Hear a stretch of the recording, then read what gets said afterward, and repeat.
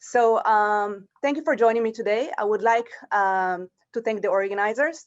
And I would briefly tell you about one of my postdoc projects today that is at final stages of publication, the emerging role for hippocampal interneurons in depression. At the image, you can see the tragedy that was painted by Pablo Picasso over his blue period when he suffered from major depression. Major depression has always been very common. However, nowadays it becomes even more common as as it is the secondary pandemic to the COVID-19. 1/3 of the US adults show signs of anxiety and depression over the pandemic period. And this is far from being normal, and this is double its normal times, pre-pandemic times. And the most vulnerable population is the young adults, which otherwise will be very functioning and healthy.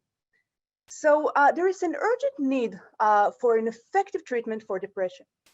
However, the currently available antidepressants are far from being perfect. And the most commonly prescribed antidepressants are from the selective serotonin reuptake inhibitors family, the SSRIs. These agents usually take between 4 to 8 weeks to show the beneficial effect. And even then, they're partially effective. So there is still much more room for improvement. So how come haven't we seen any major breakthrough in the field of antidepressants over almost 50 years now?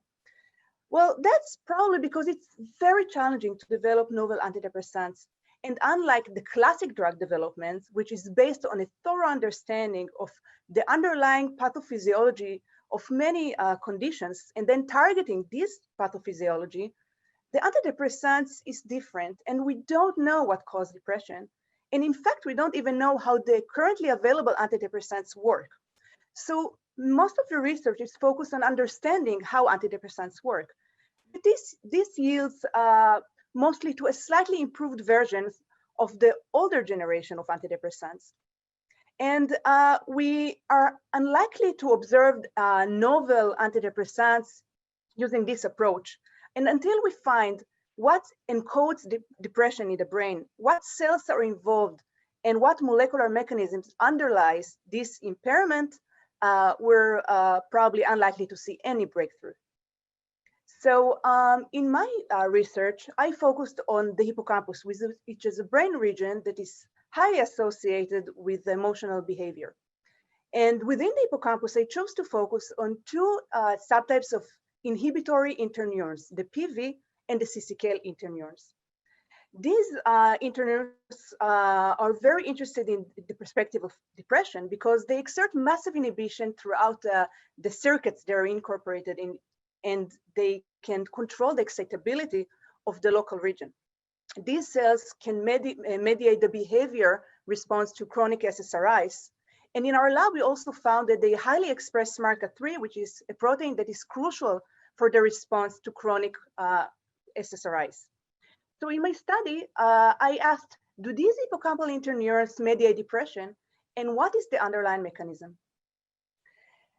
So in order to understand that, I manipulated specifically the CCK interneurons by deletion of this protein that is so important for the behavioral response to chronic fluoxetine and serotonin reuptake inhibitors, SMARCA3. These mice showed a robust depressive-like behavior, and manipulation of CCK interneurons led to despair-like behavior, anhedonia-like behavior, and anxiety-like behavior. All are similar to the phenotype seen by depression patient in the human patients. But moreover, the genetic manipulation in CCK interneurons also led to robust functional impairment. And in this genetic model of depression that we've just generated, we found that CCK interneurons are impaired.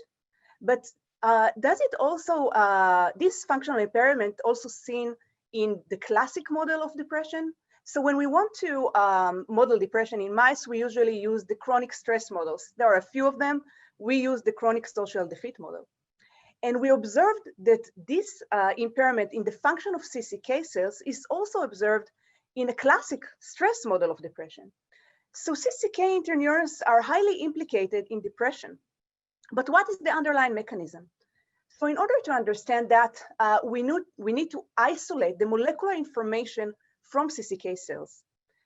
We can do that by utilizing the trap method that was developed in the Greengard lab, in my lab, and it's called the trap method. The trap method allows us to tag ribosomes in specific cells that we're interested in my case, the CCK cells, and then the GFP tag can be pulled down, and we can isolate the translated mRNA only from CCK cells. And then we can analyze what genes have different expression in different states. So we analyzed the genetic model of depression, and we found that in the CCK cells, there is a massive upregulation of NRSN2 gene. NRSN2 gene encodes to a protein that is called neuronsin-2. Neuronsin-2 was also dramatically upregulated in the hippocampus of the stress model of depression. But not only in the hippocampus, we found that neuronsin-2 was dramatically upregulated in 3 other brain regions that are highly associated with depression: the prefrontal cortex, the amygdala, and the nucleus accumbens. So what is neuronsin-2? There was really nothing known about this protein before, besides the fact that it was expressed in vesicles. So by utilizing co-immunoprecipitation and live cell imaging, we found that neuronsin-2 is associated to early endosomes and binds postsynaptic proteins.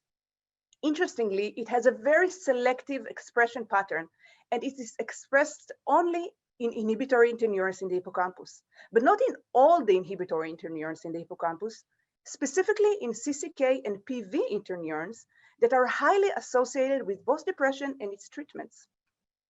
So we wanted to understand if neuronsin-2 that is really stress responsive and is expressed in the cells that we know that are important for depression, is this protein can directly mediate behavior. So we overexpressed neuronsin-2 specifically in CC cases using viral approach.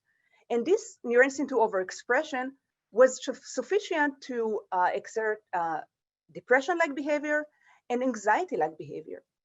And on the contrary, we found that when we knock out neuronsin-2 by generating a novel mice line, we found that these knockout mice show stress resilience. And when we subject these mice to the stress model of depression, unlike wild-type mice that would develop depression-like, anxiety-like behaviors, the neuronsin-2 knockout mice did not show any stress sensitivity that protected them from stress.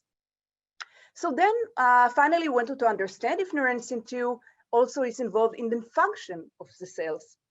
So we recorded the currents mediated by AMPA receptor in CC cases when we overexpress neuronsin-2, and we found that neuronsin-2 mediates the AMPA signaling in CCK cells.